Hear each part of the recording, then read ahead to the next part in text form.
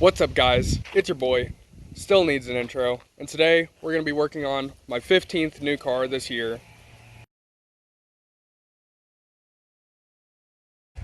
Now I'm recording this before the actual review because of one little problem. If you hop in the inside of this thing, turn her on,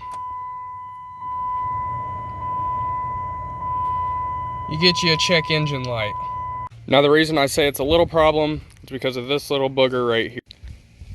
This is what's called an oil pressure sensor or an oil pressure switch, and all it does is basically tells your computer, yes, the engine has oil pressure. Now the reason that's not that big of a deal is because obviously the engine is still getting oil pressure or else it wouldn't be running. All it's doing is throwing a code and saying, hey, this sensor needs replaced. So that's what we're going to be working on today. While we're changing that out, I've got my oil and oil filter because it's also due for an oil change. So let's go ahead and pop the hood and get into it.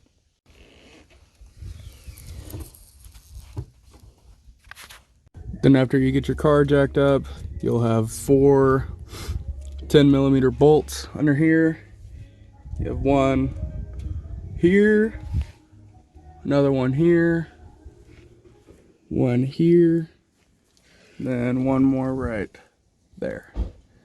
And you'll see that it goes in order 1, 2, 3, 4. Then once you get all the bolts out, you can just grab here and it should just pull out like so. Then you get your drain pan underneath here, get a 13mm socket, break this loose. Then once you got it loose, like any other oil change, you watch the black gold drain. Then after you get your old oil filter off, you're gonna take your new oil filter, pour a little bit in there, and crawl back under the car and put this where the old one was.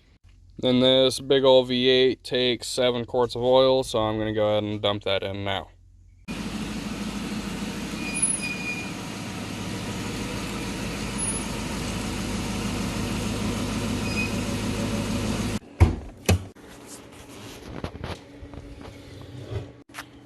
Take a quick look down here.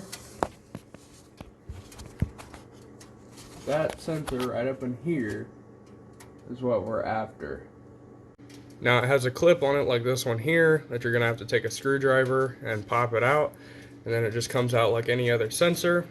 Now the easiest way to get to it is come down here to the tensioner pulley and pop this belt off of here, and then come down there and take the alternator out. So we're gonna do that really quick. Now after you get the belt slipped off of the alternator, you've got 3 bolts, one here on top, and then there are 2 more on the underside. One's gonna be about here and one's gonna be about here. I'll show you when I get under the car. But we're gonna take this top one off first, and then we'll jack it up and put it on jack stands. Now you may need a little bit of a cheater because those alternator bolts are going to be a little tight. And quick pro tip when it comes to tight bolts, remember the difference between righty-tighty and lefty-loosey so you don't spend 10 minutes trying to loosen alternator bolts. Now looking straight from underneath the car, you have 1 bolt on the front side of the alternator and 1 on the back side. The easiest way to go about it, you get yourself about a ½ mile of extensions, come through here over the top. You should be able to reach this one and this one. And we didn't record any of it, but right there is the plug. So now we're gonna run the store. This is a 1/16". So we're gonna try and find a deep socket, 1/16", and pull that off of there. That's the one.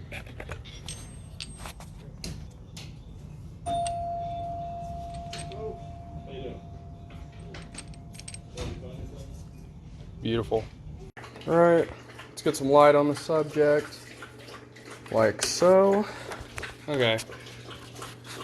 Now, you take your line, pull it up through here to get it out of the way.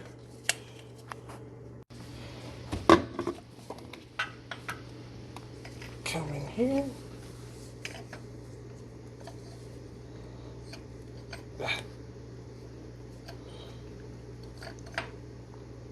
Like a glove. Like a glove.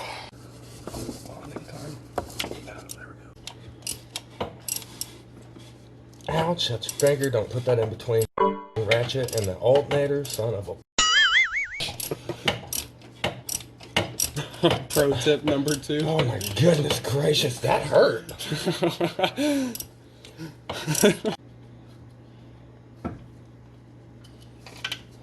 There she be. Be there.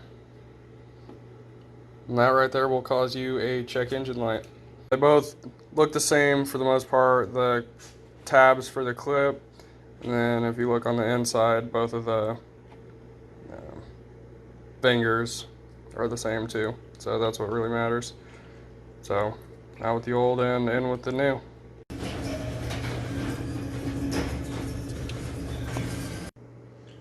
Alright, and as you can see, I got her snug up against the block, and it's all the way threaded on there. And now I'm going to thread this back through where it was. As you can see with the way this plug is, when you push it back on, you just push the tab back over. And there it is, it's in.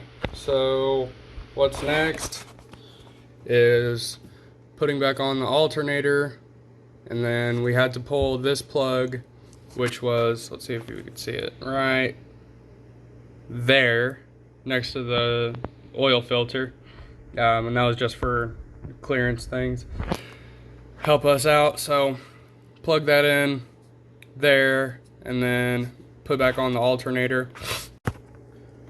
Now you can see I got the top bolt fastened, but it's just finger tight, so I can still move it front back if I need to. So I'll go underneath and try and see if I can't finagle these last 2 bolts on the bottom.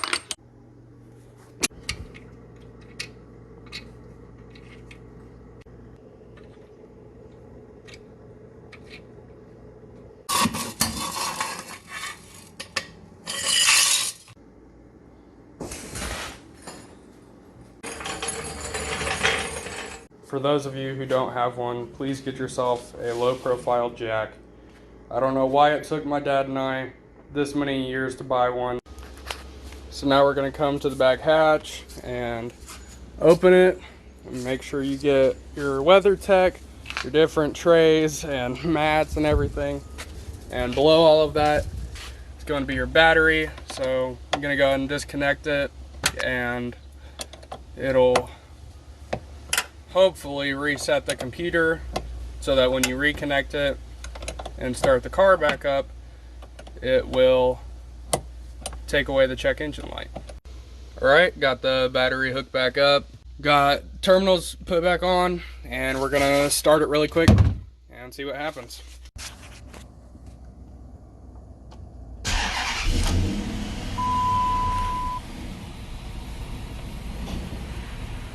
And looky there, no check engine light.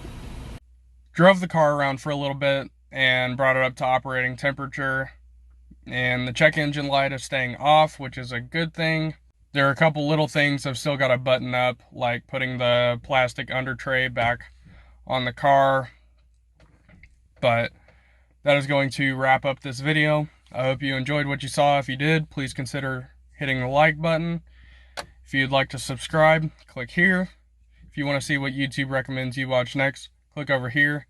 And as always, I look forward to seeing you guys next time.